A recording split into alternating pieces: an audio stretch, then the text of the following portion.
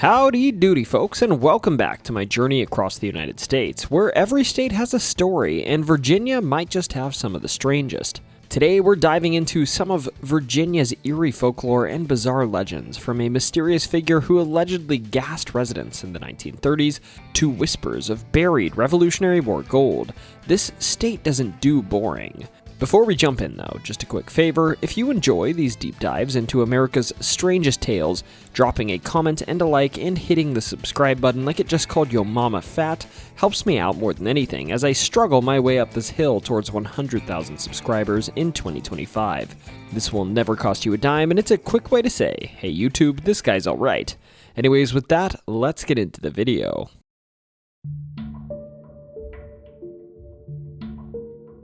Now, when we get to Illinois, we will absolutely have to cover the puzzling tale of the Mad Gasser of Botetourt, a case that occurred in the 1940s that to this day drives speculation about whether some crazy gasser-type figure, or perhaps some foreign operative, was literally gassing civilian homes to drive widespread unease in the United States. You actually hear about this Botetourt figure a lot. That being said, there is a sister case that is perhaps just as well documented in the United States that occurred in Virginia in the 1930s, that all started in Botetourt County, and you really never hear about this supposed Mad Gasser at all, so let's give it the attention it deserves. This so-called string of attacks by a Mad Gasser began on December 22nd of 1933. I should note, some sources say this occurred in Haymaker Town, others claim Fincastle, Virginia, though I think Haymaker Town is the correct spot. The unlucky household in question was the Huffman family, and things kicked off when Miss Huffman caught a whiff of something gassy. Now, most households would think this just meant someone had a regrettable encounter with a Taco Bell, but in this case, she took it as a sign of imminent doom. Strangely, her husband also immediately suspected that this gas was injected into the home by someone rather than looking for a source, assuming that an intruder had broken in. Regardless, gas smells would permeate the home, and Mr. Huffman would summon the police, who would ultimately find nothing. Though after the police left, it said the gassy smell would continue to fill the home, which caused the majority of the 8 family members inside to experience a choking sensation, with one of them even fainting, though they all recovered. During this chaotic episode, Mr. Huffman would actually claim he saw a man running from their home, and further inquiry yielded a print of a woman's high-heeled shoe near a window and under the porch where the family suspected the gasser may have injected gas into their home, leading to the interesting suggestion that the Mad Gasser may have been a woman running around in heels, committing chemical warfare in runway attire. Regardless, this was the beginning of the saga known as the Mad Gasser of Botetourt County. Next, 5 days later, on the 27th of December, the Hall family of Cloverdale would return home from church only to smell a strange, sweet smell that left a taste in their mouths, and shortly thereafter experienced nausea and weakness. The next day, a relative would actually claim to see someone near their window with a flashlight, too. Also, on the 27th, a local welder in Troutville was apparently attacked in his home by sickening fumes, though the other individuals living in this home did not experience these fumes. Now, it seems if there was a gasser, he took a break for New Year's, but he would resume on January 11th, supposedly as the Moore family of Howell's Mill would claim to hear voices in their yard, followed by a strange smell entering from a broken window in their home. Again, in this incident, there were other tenants in the home who did not experience this strange smell or any adverse health impacts. Even a third individual on this night would be impacted by strange fumes, and in this episode, G.D. Kinsey of Troutville was diagnosed as potentially having suffered the effects of lethal chlorine gas. At least that's what the Roanoke Times reported. For the next few days, people would seemingly report this same phenomenon, smelling strange smells, feeling nauseated, and shortly thereafter, seeing someone outside who they assumed was running away, hiding on their property, or running towards a vehicle they'd used to quickly escape, and fear had reached a boiling point of sorts. It said that local farmers were roaming the streets at night, armed, and sleeping on their homes' doorsteps with weapons to defend their families. Police, of course, began to fear that vigilante justice would occur soon, and the government started to take this episode seriously after reports of a man firing at what he thought was a man running across a field after gassing his family. This all prompted the Virginia State Assembly to actually pass a bill that would imprison any gasser for 10 years, and if an injury occurred, 20 years, and the county even offered a $500 reward for information leading to the capture of this supposed gasser. Ultimately, nobody would be caught though, and the last episode of supposed gassing would occur on February 3rd, supposedly causing the affected family to convulse and enter a hysteria. Around this time, though, the media began to report that these fumes were likely not coming from some mysterious source. Rather, on multiple occasions, they were traced to coal stoves in homes. The authorities also believed there was no gasser, rather largely reporting that these phenomena were a result of hysteria, rumors being spread, and relatively normal scents being emitted by household objects. Even the Roanoke Times themselves, the ones that were perhaps the most responsible for spreading these rumors, would go on to report that they were suspicious of these claims of a gasser. Shortly after this, all claims of a gasser would die down, and no Mad Gasser of Botetourt County would ever be identified. It would be 11 years until a similar phenomenon would occur in Illinois. So, what do you think? Was there really some rogue, gas-happy maniac running around Virginia in the 1930s? Perhaps Caesar Clown was getting used to his abilities? Or was this all just mass hysteria mixed with some conveniently bad ventilation? If you've got a theory, you know where to drop it.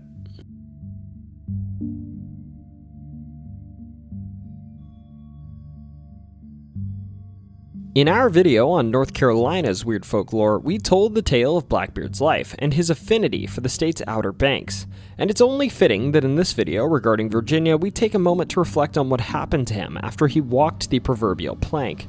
To start, the death of Blackbeard was a legendary event that I imagine will only be outshined by Blackbeard's inevitable defeat along the Grand Line. In reality, though, when Lieutenant Robert Maynard took Blackbeard's head, it wasn't just the end of that notorious pirate, but also the symbolic end of the real world's golden age of piracy. Thus, being such an important event, many legends were spun from its fibers. One tale says that Maynard threw the head of Blackbeard overboard, and that instead of simply sinking, it would actually circle Maynard's ship 7 times before sinking.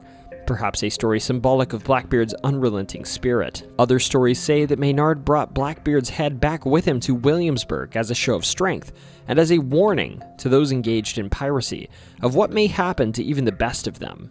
This latter version of the Blackbeard aftermath paints a reality where Blackbeard's head was mounted in Bath, North Carolina for a brief time, before being mounted on the bow of a ship that sailed to Williamsburg, Virginia. Once transported there, his head would be stuck on a pole for a while, but later, this head would make its way to a pub called the Raleigh Tavern in Williamsburg, where things get proper weird. It's said that someone at this establishment had a freaky side, so to speak, and that they would fashion the skull of old Teach into a vessel from which you could drink punch or wine or whatever beverage you fancied.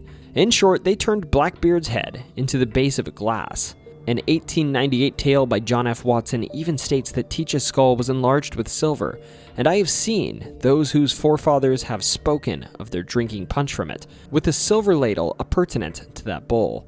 It's said that in this fashion, the skull did its rounds in Virginia for many years. So if this tale is true, you're probably thinking, who has this skull now? And the most likely candidate appears to be a complicated tale. To start, it looks like until the late 1900s, it may have been owned by one author, Edward Rowe Snow, who in one of his books, Secrets of the North Atlantic from the 1950s, published a photo in his book captioned "The Skull of the Famous Pirate Blackbeard," along with a picture of this supposed glass made from the base of Blackbeard's skull. Now, Snow would pass in 1982, but after this, in 1990, an older woman claimed to be in possession of this skull glass, reaching out to one John Walker, an individual who was in search of this vessel. Apparently, this woman, shortly after, would actually donate the skull to the Peabody Essex Museum in Salem, Massachusetts, that has a collection revolving around Edward Rowe Snow, the author we mentioned earlier. This appears to be where this glass is today. Now, with this glass that is partially a skull in mind, we should ask the question, is this glass authentic? Is it actually partially composed of the skull of Edward Teach, the infamous Blackbeard? Well, as you might expect from the legendary status of the story, this is hard to verify, and for this reason, the Peabody Essex Museum won't even put the glass on display. Heck, other individuals, folks that were close with Edward Rowe Snow, like individuals who had drunk from the glass, even claim that the glass in the possession of the Peabody Essex Museum differs from the one that was owned by Snow, and that the glass in the Peabody Essex Museum has a different shape and size, and it also lacks an engraving on its rim. Therefore, even if the story that Blackbeard's skull was turned into a drinking glass is true in the first place, we may never know what happened to it, but it appears for now that this strange vessel is lost to time. Regardless, as always, I'm no local, and I know for a fact there are lots of folks out there like you who live in the area and may know more than me. Please, please, please, share what you know in the comments with me and your fellow Virginians if you know anything about this interesting glass made from the skull of Blackbeard himself. We would all certainly appreciate it.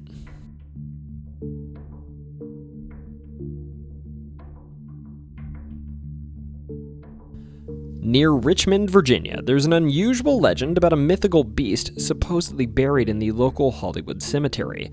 As the story goes, a man named W.W. Poole is buried in a mausoleum here, but before he came to America, he lived in England, where he was heralded as a vampire. As early as the 1960s, you can find press recounting the creature that dwells in Hollywood Cemetery, W.W. Poole, and that he may, in fact, not be dead at all, instead calling this strange mausoleum with Masonic and Egyptian elements his eternal home. Heck, there are even tales of the origin story of this creature, saying that the vampire was first found in 1925 when the digging the railroad companies were doing in the nearby Churchill Tunnel awoke some sort of ancient creature living in the ground, which would collapse the tunnel. Railroad workers, after the crash, would supposedly find a bloody creature with sharp teeth crouching over a nearby deceased railroad worker, and it said that upon being approached, the creature would flee into a mausoleum that was built into the hillside that bore the name W.W. Poole, with the workers assuming that was the name of the beast. So is it true? Is it possible that some sort of ancient being was unleashed upon the good people of Richmond on this night? Well, there's only one way to find out. To fully understand this tale, we need to go back to the 1870s when the Churchill Tunnel was constructed. Running beneath the Churchill district of Richmond, this tunnel stretches about 4,000 feet. Its original purpose was to provide a new route for the Chesapeake and Ohio Railway, cutting through Richmond to connect its Shockoe Valley terminus with the Peninsula Subdivision, a 75-mile stretch of track. However, this tunnel was always problematic. From its inception to today, it faced challenges due to the region's blue marble clay soil, which expands and contracts with changes in rainfall and groundwater.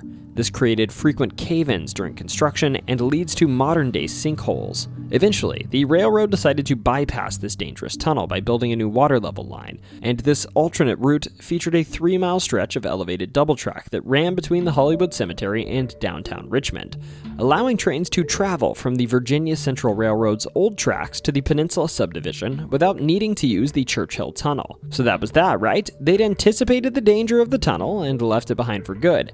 How bright of them. Wow, what a great world we live in. Wait, sorry, what are you telling me? They tried to refurbish the tunnel? Oh, those cheap Anyways, after being used for over 20 years, someone decided, hey, we need to add capacity to this railroad. So we should save a couple of bucks and restore that old tunnel we don't use. Why did we abandon it in the first place? Couldn't have been a big deal, right? And on October 2nd of 1925, repairs were being made to the tunnel, when suddenly a work train in the tunnel would have 150 feet of the tunnel collapse on top of it. Now, despite this, somehow about 200 of the workmen would be able to crawl under the train cars and escape from this eastern portion of the tunnel, but not all of them. And it's this episode in particular that would place the story of the Richmond Vampire into the heads of the locals. See, sad as it is, one of these individuals who had become trapped was a 28-year-old firefighter, one Benjamin Mosby, who while shoveling coal became trapped in the tunnel. Of course, when you're shoveling coal, you're usually near a fire, and because of this, he became badly burnt when a boiler near him erupted.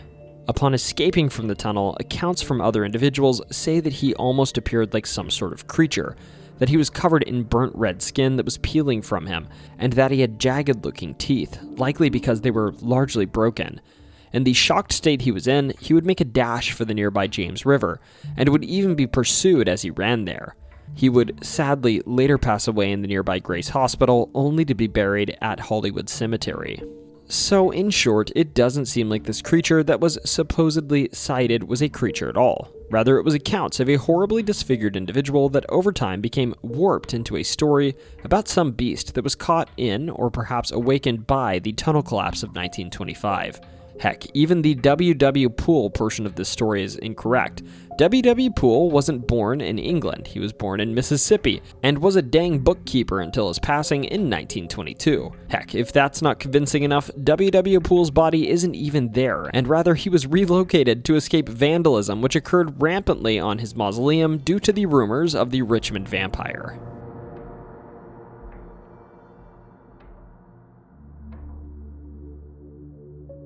In Henrico County, Virginia, north of Richmond in 2019, something sort of bizarre was going on.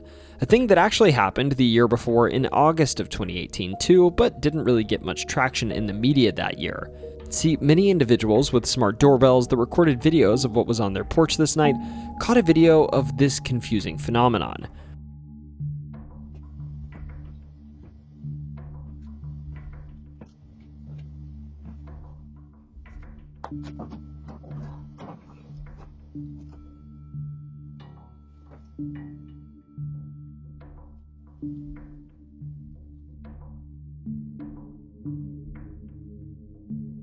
Now, if you're wondering if you're seeing things, I promise you're not.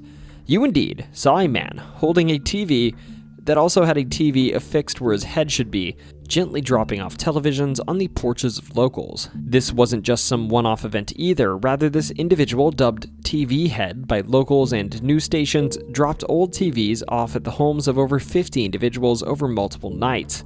This would occur consistently at around midnight, and he'd give the doorbell camera a friendly wave before walking off into the night. Funny enough, while this was quite the novelty in my eyes at the time this occurred, authorities immediately went looking for a crime being committed, and landed on illegal dumping, which I suppose is fair given over 50 households did have to find a way to get rid of heavy vintage televisions. Now, as for why this occurred, most of the officers involved thought this was some sort of prank, or perhaps a media stunt. As for who perpetrated it, the official identities of the culprit have never been released. But folks across the internet have their suspicions, with the number one batch of culprits being some dudes pictured in an interview about the case made by Inside Edition. Now, the guys in this interview can be pictured describing how strange it was to find a TV on their doorstep before letting out some awkward laughter and showing a bit of nervousness, at least in my eyes, as they stare at the camera. Remember, this was 2019 after all, and the hot topic on YouTube back then was vlogging. Everybody wanted to be the next Casey Neistat, and that included me and these dudes, who of course had to make a vlog where they drove around in the neighborhood pointing out the of course unbelievable fact that there were old TVs on almost every doorstep. And they were also, of course, right there among the action when the police showed up to load these old TVs into a box truck. Well, my stance here is you know that old adage about people returning to the scene of the crime, right? I think we may just be seeing that here, but hey, I just want to be honest, that's just my speculation. Regardless, while fingers weren't publicly pointed at these dudes, the police generally thought that it was some kids playing a prank or horsing around, which is exactly what these kids presumably would have been up to if they were the perpetrators. Additionally, not long after this whole thing played out, police publicly came out and announced that they'd identified the distributor of the TVs, and news outlets even mentioned that the culprit was 19 years old and someone in their home was part of a local high school marching band. Regardless, this individual would be faced with charges of dumping trash, trespassing, and felony wearing a mask in public. They also found evidence that the culprit's sister was caught on camera dropping TVs off on the sidewalk near a local high school, and that the individual was caught on camera near an abandoned building that was known to house old TVs, but had recently been burglarized. So if you can't tell, I'm pretty sure they caught TV Head. But frankly, these are some pretty gnarly charges for something that's so inconsequential and, dare I say, sort of fun. But I get it. Police and the municipality had to work to clean up this mess, so it cost the community money. Regardless, I can report that as of May of 2020, no arrests were ever made, and while a warrant was executed to search the suspect's home, no evidence was recovered in relation to this crime. Frankly, to me, it seems the video evidence would have been enough to convict this young man and his sister, but I presume the local police department opted to treat this like the mostly harmless prank that it was, and let TV Head live to fight another day.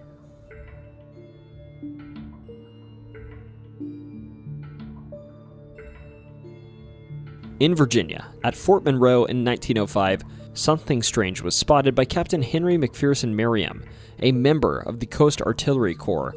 He was walking outside what was then known as an officers' club, or colloquially an O Club. These clubs were places where military officers could relax, drink, and socialize with women away from the scrutiny of their subordinates. Sort of like today's gentleman clubs, but specifically for officers and located on base. In short, they were spots for off-duty officers to unwind. Nowadays, O Clubs are mostly relics, but back in 1905, it's likely that Captain Henry had a few drinks there before his unusual encounter.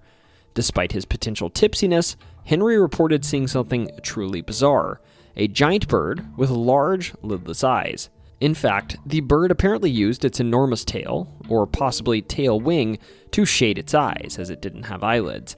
Even stranger, Henry claimed the bird could turn its eyes inward, seemingly looking inward in a philosophical sense. Also, according to his account, this bird didn't seem capable of flight. And with this strange encounter by Henry, the legend of the Oozlefinch was born. Soon after this, other servicemen began jokingly claiming to have spotted the same creature. Then something fateful happened.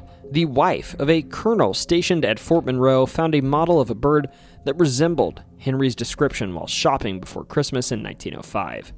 The model ended up in the O Club, and it was eventually moved to a new room, which became known as the Oozlefinch Room in honor of the strange bird. Over time, the Oozlefinch became well known within the military, with sketches and even a statue being made of it.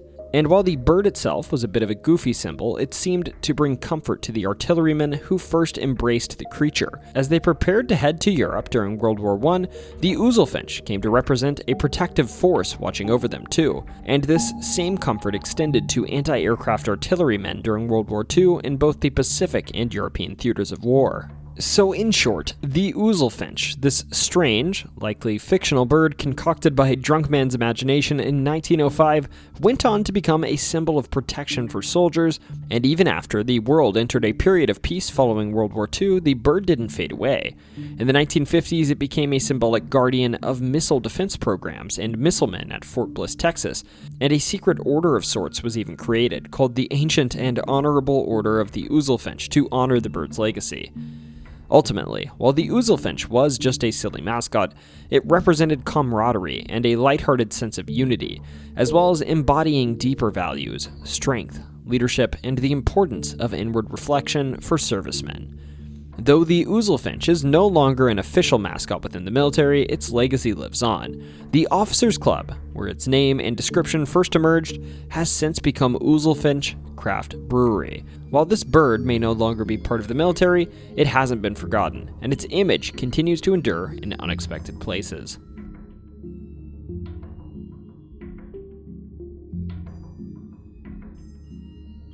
Wait, so you're telling me, like 2 weeks ago I covered a booger in Florida, and now here I am again covering a booger in Virginia? You've got to be kidding me. Regardless, near the city of Norton in Virginia, the smallest independent city in the state, there are stories of a beast of sorts roaming about. Also, FYI, we will shortly cover what an independent city is in more detail, but more on that later. Anyways, these stories date all the way back to November 24th of 1892, when an article from the newspaper The Old Post referred to a creature named the Woodbooger, likening whatever it was that was seen to a boogeyman of sorts. Now, I should note, in this region, Tennessee, Virginia, and North Carolina, you saw lots of supposed creatures that were usually referred to as wild men, that were usually descriptions of men, usually Civil War soldiers who would abandon their posts, who ran off into the wilds and when they were seen, were very disheveled, and thus often identified as creatures rather than men. Despite this though, there's more proof of this creature that was observed more recently that feeds into the local lore, suggesting something nefarious might be lingering in the woods of Norton. For instance, in 2009, a video was posted to YouTube near the nearby Gum Hill, named The Beast of Gum Hill.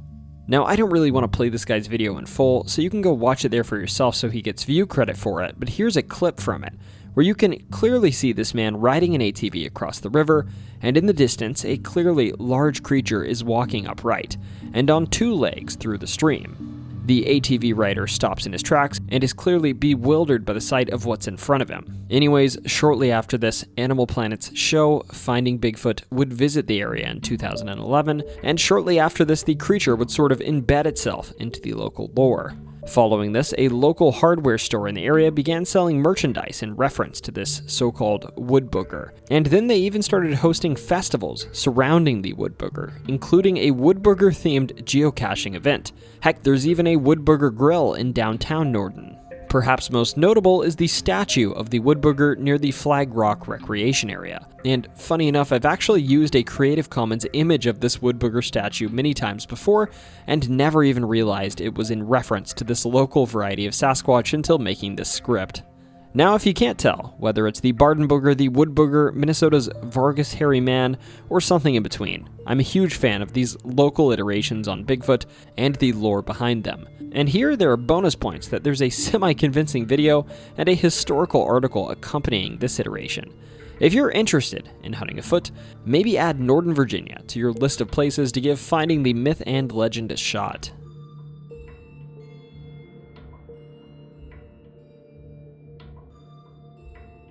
Now, often the legends in the USA that say there be gold in these hills originate out west, with tales of spoils that could make a man's great-great-great-grandkids rich if invested well, dwelling just below a shallow pile of leaves or branches, or maybe in the shadow of a mountain in Nevada.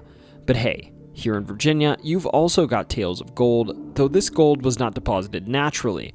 Rather, it was buried back in 1755 during the French and Indian War. This legend starts with one British Major General Edward Braddock, a British officer who was the commander-in-chief for the 13 colonies at the beginning of the French-Indian War. See, it was July of 1755, and General Braddock was marching his forces through the wilderness surrounding North Huntington on what were essentially widened Native American trails through the area. And he and his forces were anticipating conflict with the French and Native Americans at Fort Duquesne, which was nearby.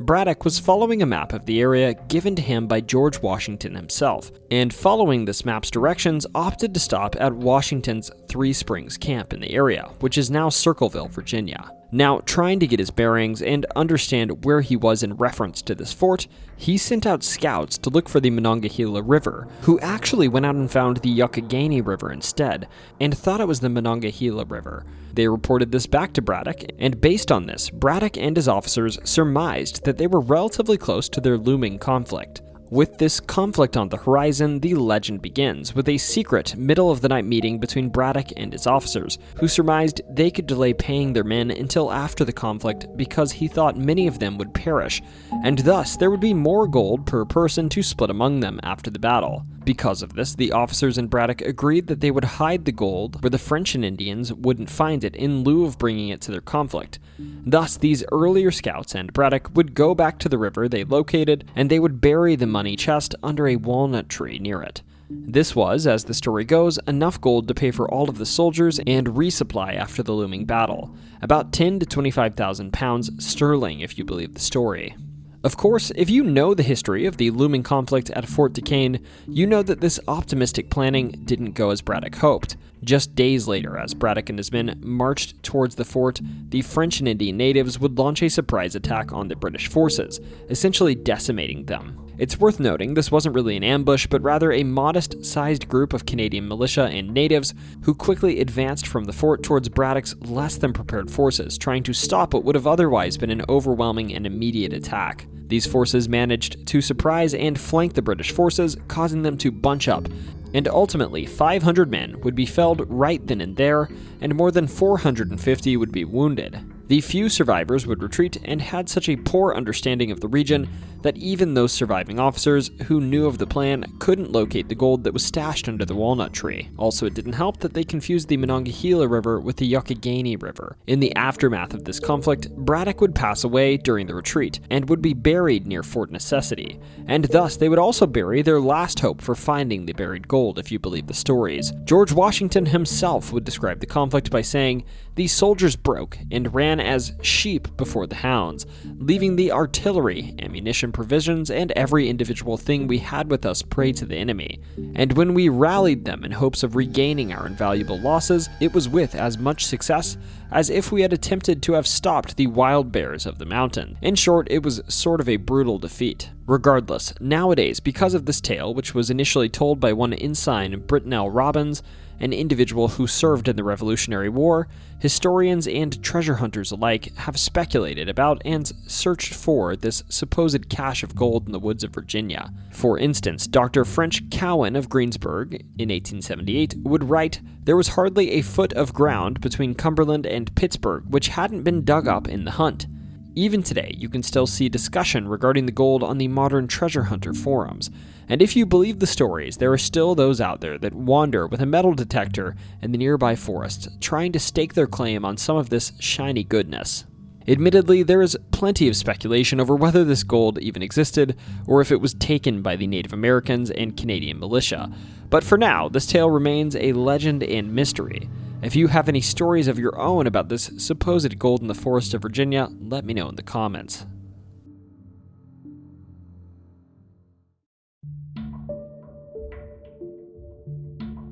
If you find yourself strolling through Fairfax County, Virginia, don't be surprised if someone casually mentions an odd local legend to you that involves a full-grown man that's dressed as the Easter Bunny, but has a bit of a violent streak to go along with its holiday-themed outfit. Honestly, the first reaction to this legend to most is to think it's ridiculous and clearly a total product of fiction. And let me tell you, I was right there with you.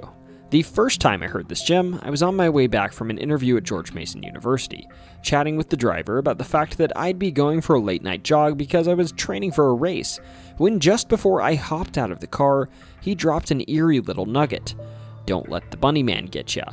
Naturally, I didn't go for that jog I'd planned. Nope, I dove straight into a rabbit hole of research. Yes, that was an intended pun. And that's when I stumbled upon the legendary Bunny Man. Now, depending on who you talk to, the details of the Bunny Man myth can vary. But generally speaking, this dude is described as a man dressed like a freaky Easter bunny, axe or hatchet in hand, hopping around like he's the mascot for your worst nightmare. But where did this nightmare come from, you ask? Well, it all started near the town of Clifton, where some people say there was once an asylum. The residents were apparently not thrilled with having a bunch of loonies nearby, in their own words, so the asylum was shut down and the prisoners were packed up and bussed to Lorden Prison. Well, that was the plan at least, until the bus crashed and everyone died except for one man, Douglas Griffin. This dude, fresh off a tragic bus ride, bolted into the woods near Colchester Overpass and became what we now know as the Bunny Man. And why the Bunny Man, you ask? Well, apparently, old Doug had a little Easter Sunday incident where he dressed as a bunny and decided to, off his whole family. Now, as the legend has it, after escaping into the woods, he got really into the whole rabbit thing. He would even eat rabbits and leave them near the bridge, the Colchester Overpass, that is, in addition to dressing like one. But he didn't just hang out there minding his own business. Oh no, he was also very territorial. If you dared wander too close to his woods, he'd happily introduce you to his hatchet. Others even say that despite this story happened a long time ago, strangely enough, old Doug continues to haunt this bridge, because even after his passing, he couldn't get enough of his old bunny getup. Now, I know what you're thinking at this point. This is still insane. It's just a story about a grown man running around in a rabbit costume with an axe. This is just slasher movie material. And you know what? I thought the same thing. I know we've been over this, but buckle up, buckaroo, because this isn't just some wild fabrication. It has roots in a series of real-life bizarre incidents. See, back in the 1970s, U.S. Air Force Academy cadet Robert Bennett and his fiancée were driving through Burke, Virginia around midnight after a football game. Now, according to Robert, he and his fiancée were out in the boonies of Burke to, I quote, see his uncle. But I suppose this uncle must have been in the backseat of their car all along, because it seems when this incident occurred, the couple was in the backseat enjoying some private time with their so-cherished family member. If you don't catch my drift, they were playing WWE SmackDown in the back seat. Anyways, bam! Suddenly, his fiancée wasn't the only thing getting smashed. His front passenger window, too, was smashed in, and out of nowhere, a man wearing a white outfit with bunny ears comes charging at them. Robert, now in full panic mode and probably lacking his pants, would floor it away, and according to him, the man yelled, "I have your tag number," and informed him they were on private property. Now, lucky for them, they lived on without incident, managing to escape. But when this couple checked the inside of their car for what had smashed their windshield, there was a hatchet on the floor. Classic slasher stuff, right? Anyways, police were called, and Robert described the attacker as this bunny-suited weirdo. Heck of a date night, right? Anyways, as it turned out, this wasn't some weird one-off event. Rather, just 10 days later, a security guard named Paul Phillips spotted a guy on the porch of an unfinished house. He would approach this man and let him know he needed to leave, but as Paul got closer, he would realize this was a full-grown man dressed as the Easter Bunny, and in his hand, he held an axe or a hatchet. Suddenly, apparently, this man would swing the axe at Paul and then insist that in actuality it was Paul that was trespassing before threatening to take Paul's head. My impression is that after stating this, Paul would promptly leave like a reasonable and level-headed individual. In the weeks following, over 50 people reported similar run-ins or sightings of the now infamous Bunny Man. But the mystery, it was never solved. Who was this guy in the bunny suit? What was his deal with axes? Was he actually living in the woods, or was he just some creepy prankster? We may never know.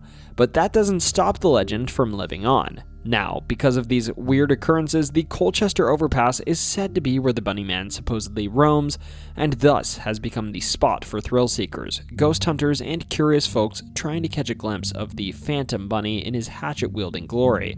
So next time you're in Fairfax County, be careful. You might just hop into the Bunny Man.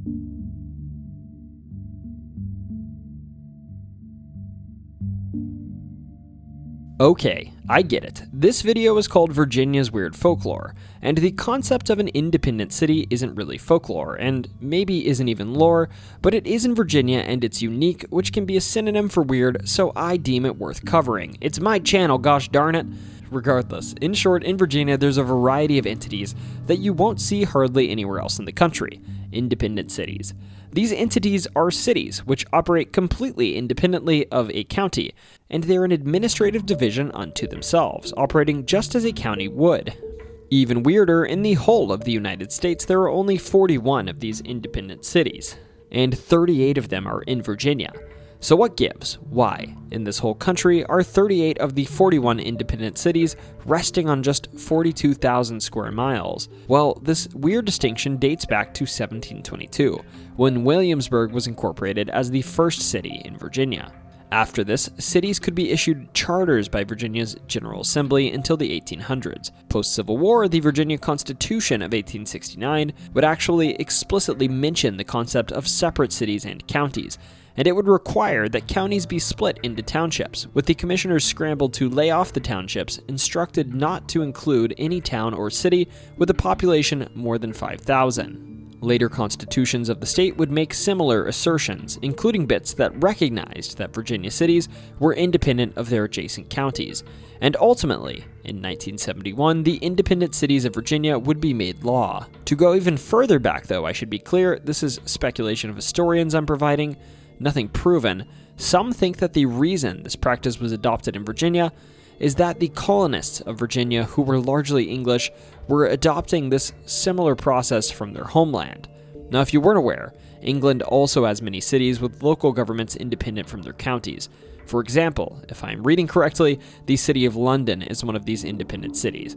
Though I should note, the English variety of independent city can actually be far more autonomous, with greater ability to self-govern than their Virginian counterparts.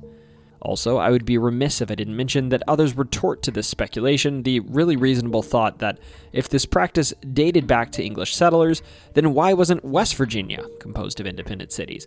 Why not Massachusetts? Heck, even within Virginia, there are counties that include cities.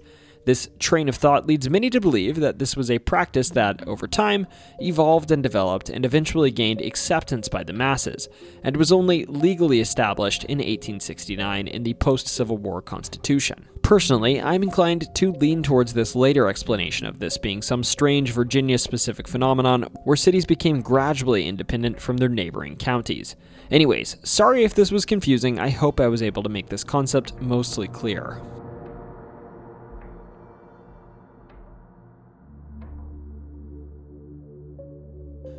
At 1816 North Nash Street in Arlington, Virginia, you're going to find something that frankly you'll see a lot of in Arlington and in the DC area, an unremarkable parking garage tucked beneath an office building. It doesn't really stand out in any way, at least not to my eye, and maybe that's exactly why it was chosen as the site for some of the most secretive meetings in American history, where Washington Post reporter Bob Woodward met with a confidential source known only at the time by the pseudonym Deep Throat in the aftermath of the Watergate scandal. These meetings would ultimately unravel one of the biggest political scandals in U.S. history. Now, if you're not up to speed on Watergate, it was perhaps the largest scandal to ever shake American politics. It all started with a sharp-eyed security guard, Frank Wills, who was patrolling the Watergate office complex on the night of June 17, 1972, when he noticed something. A door leading from the parking garage to a stairwell had been taped over the latch, preventing it from locking. At first, when he saw this, he just removed the tape and went about his rounds. But when he passed by again, someone apparently not the brightest had retaped the door. Like, seriously, when it's been found out, why on earth would you retape the door?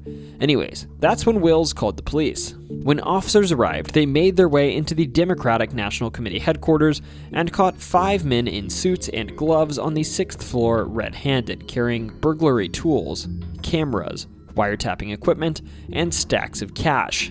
It didn't take long to connect these individuals to Nixon's re-election campaign, setting off a slow-burning scandal that would ultimately bring down a presidency.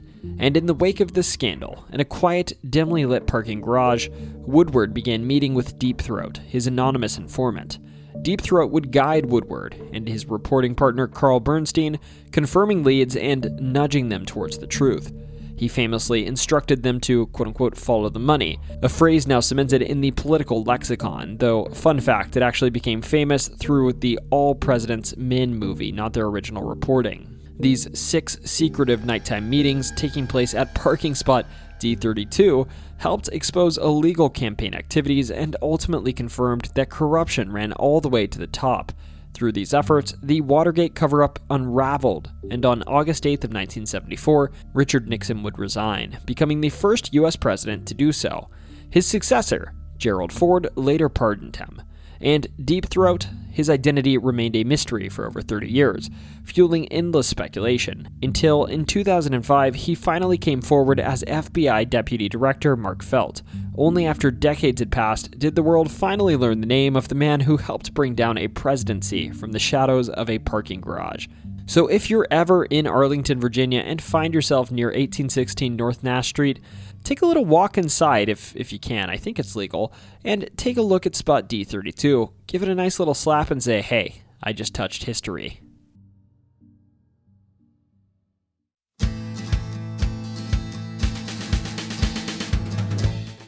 Virginians, this was a blast.